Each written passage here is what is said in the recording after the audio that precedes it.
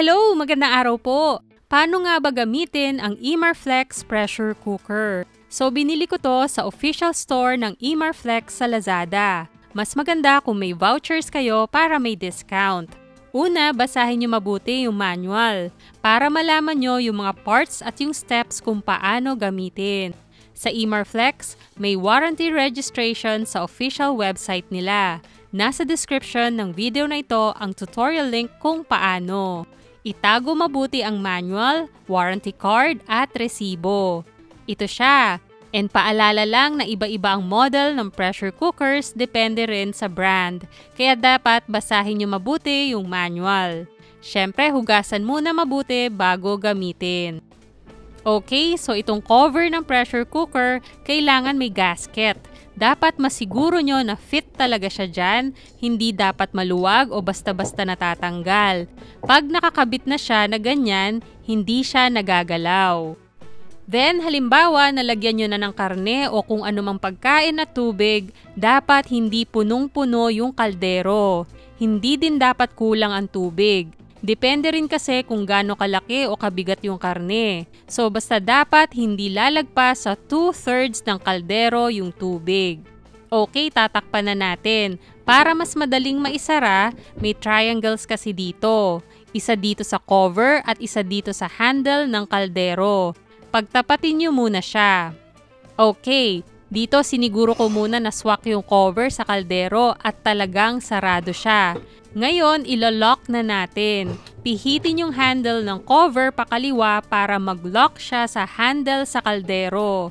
Chinek ko ulit so mukhang fit at close na talaga siya. Okay, close up ito. Yung dalawang handles magkatapat na siya. Then makikita nyo yung triangle sa cover. Nasa gilid na. Top view, so yung handles parang isang handle na lang siya. Kaya siguraduhin nyo na maayos ang pagkakasara. Then, ilagay sa nozzle, itong nasa gitna, yung weight regulator. Yan. Tapos, bubuksan nyo na ang kalan. Sa manual, nakalagay na medium-high fire daw. Hindi pa oorasan kasi nagbi-build up pa lang yung pressure. After ilang minutes, makikita nyo may lumalabas na steam dito at konting tubig. Ito yung butas ng pressure indicator. Nagkaka-pressure na kasi kaya ganyan. Then, ilalock in niya yung pressure kaya magsasara siya. Aangat na yung pressure indicator.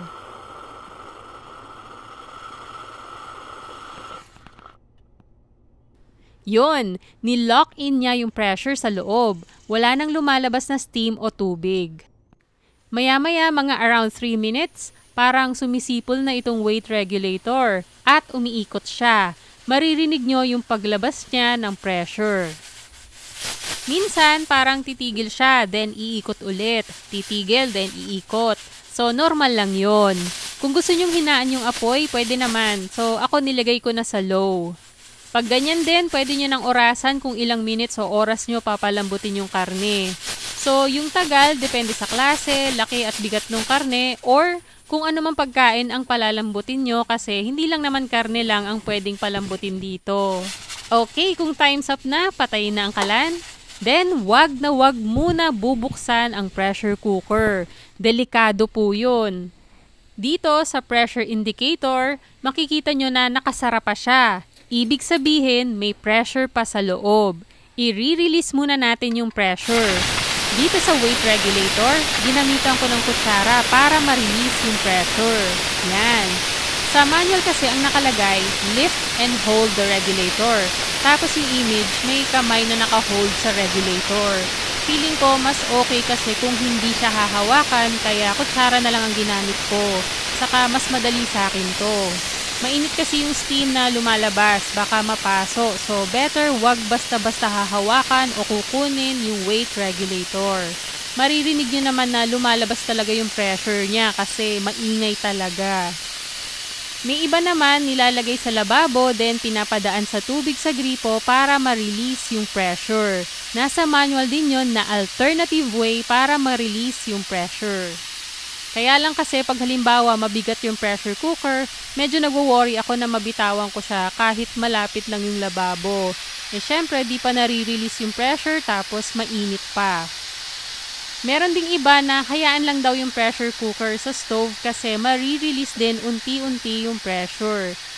Kung may alam kayo na iba pang way para mag-release ng pressure na mas safe at mas madali, i-comment lang sa baba.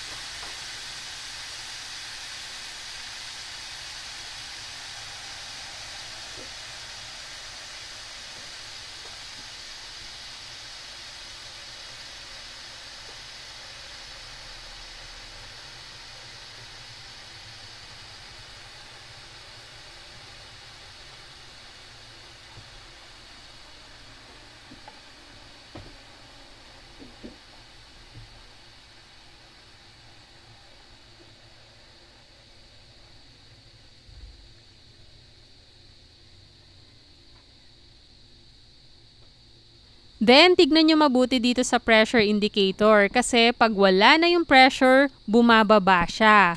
Kung napansin nyo, nawala. Tapos may parang click sound. Bumaba lang yun. Ibig sabihin, wala nang pressure sa loob. Pwedeng hayaan nyo na rin muna ng ilang seconds or minutes para sure lang.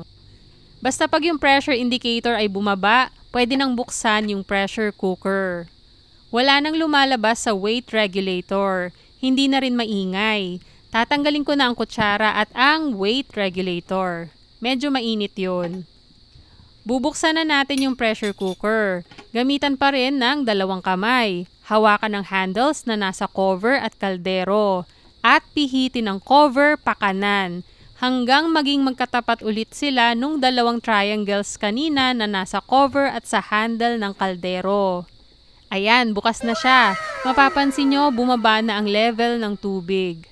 Handa na ang karne natin, pero kung matigas pa ang karne, pwede nyong i-pressure cooker pa. Sundin nyo lang yung steps simula sa umpisa. Huwag kalimutan hugasan mabuti na walang bara yung pressure indicator at nozzle sa gitna. Meron namang cleaning needle na kasama, so pangtanggal bara. Nasa manual din kung paano maglinis ng pressure cooker. Okay, salamat sa panonood. Like, share, and subscribe.